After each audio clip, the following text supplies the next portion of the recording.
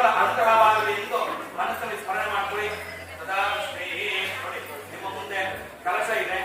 ಕಲಶದೊಳಗಡೆ ಅಕ್ಷತೆ ಮತ್ತು ಹೂವನ್ನ ಇಟ್ಕೊಳ್ಳಿ. ಕೈಯಲ್ಲಿ ಅಕ್ಷತೆ ಮತ್ತು ಹೂವನ್ನ ಇಟ್ಕೊಳ್ಳಿ.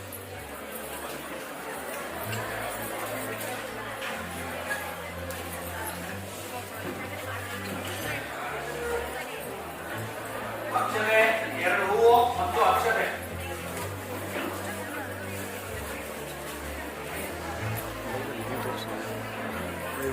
ಮಕ್ಕಳ ಕೈ ಕೊಡಿ. ಅದನ್ನ ವಿದ್ಯಾರ್ಥಿಗಳು ಇಟ್ಕೋಬೇಕನ್ನ ನೋಡಿ. ಎಡಗೈಗೆ ಹಾಕೊಡಿ. ಬಲಗೈಯಿಂದ ಅದನ್ನು ಮುಚ್ಚಿ ಅಡ್ಡದಲ್ಲಿ ಹೀಗೆ ಮುಚ್ಚಬೇಕು. ಹೇಳಿ ಓಂ. ವಿದ್ಯಾರ್ಥಿಗಳು ಮಾತ್ರ ನೋಡಿ, ಗಲಾಟೆ ಮಾಡುವಂತಿಲ್ಲ. ಓಂ.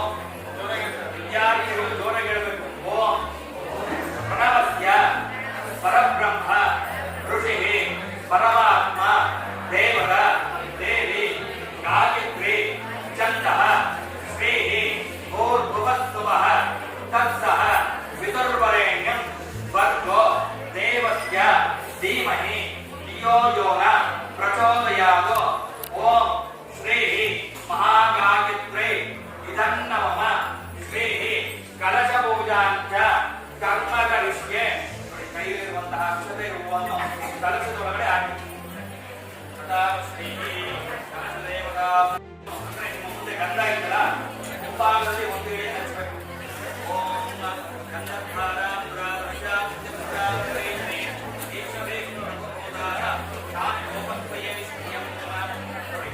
ಗಂಧ ಹಚ್ಚಿದ ನಂತರವಾಗಿ ಅರಿಶಿಣವನ್ನು ತಗೊಳ್ಳಿ. ಅದರ ಮೇಲೆ ಅರಿಶಿಣವನ್ನು ಹಚ್ಚಬೇಕು. ಗಂಧಧಾರ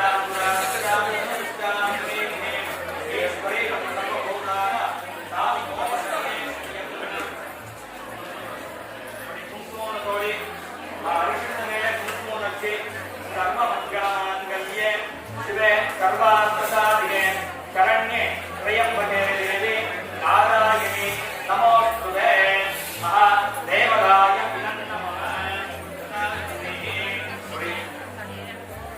ಹಚ್ಚಿದ ನಂತರವಾಗಿ ಬಲಗೈಯನ್ನು ಆ ಕಲಶದ ಮೇಲೆ ಮುಚ್ಚಬೇಕು. ಈ ರೀತಿಯಲ್ಲಿ ಓಂ. ಸರ್, ನೀವು ಯಾರೋ ಗಲಾಟೆ ಮಾಡಿ.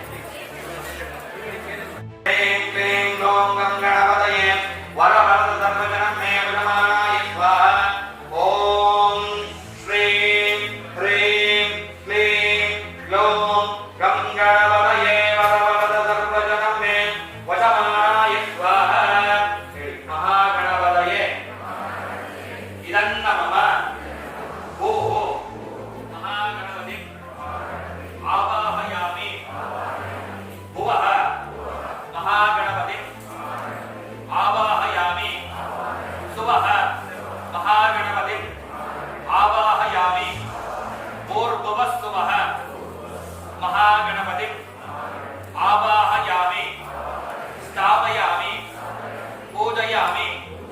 ಸರ್ವಸಿದ್ಧಿ ಪ್ರದಾಯಕಾಯ ಮಹಾಗಣಪತಯೇ ಇದನ್ನಮಃ ಆವಾಹನ ಸ್ಥಾಪನ ಸನ್ನಿಧಾನ ಸನ್ನಿರೋಧನ ದಿಗ್ಬಂಧನ ಅವಗುಂತನ ತಾಳತ್ರಯ ನೇನಮುದ್ರ ಪ್ರದರ್ಶ ಅಂಕುಶ ಮುದ್ರ ಪ್ರದರ್ಶ. ಮನುಷ್ಯನು ಉಚ್ಚ ಸ್ಥಾನದಿಂದ ನೀಚ ಸ್ಥಾನಕ್ಕೇರಲು, ನೀಚ ಸ್ಥಾನದಿಂದ ಉಚ್ಚ ಸ್ಥಾನಕ್ಕೇರಲು ಒಳ್ಳೆ ವಿದ್ಯೆ, ಒಳ್ಳೆ ಬುದ್ಧಿ, ಒಳ್ಳೆ ಸನ್ಮಾರ್ಗವು ಮತ್ತು ಒಳ್ಳೆ ಮಿತ್ರರು ನಮಗೆ ಲಭಿಸಬೇಕು ಎಂದರೆ ಆದಿತ್ಯಾದಿ ನವಗ್ರಹ ದೇವರ ಅನುಗ್ರಹವಾಗಿರಬೇಕು. ಮತ್ತು ನಾವು ಮಾಡುವಂತಹ ಎಲ್ಲಾದರ ಕೆಲಸ ಕಾರ್ಯಗಳಲ್ಲಿ ಜಯವು ಸಿಗಬೇಕಾದ್ರೆ, ಹಣಕಾಸಿನ ತೊಂದರೆಯು ದೂರವಾಗಬೇಕಾದ್ರೆ ನವಗ್ರಹಗಳ ದೇವರ ಅನುಗ್ರಹವಾಗಿರಬೇಕು ಅಂತ ಹೇಳ್ತಾರೆ. ಮನಸ್ಸಲ್ಲಿ ನವಗ್ರಹ ದೇವರನ್ನ ಮನಸ್ಸಲ್ಲಿ ಸ್ಮರಣೆ ಮಾಡ್ಕೊಳ್ಳಿ.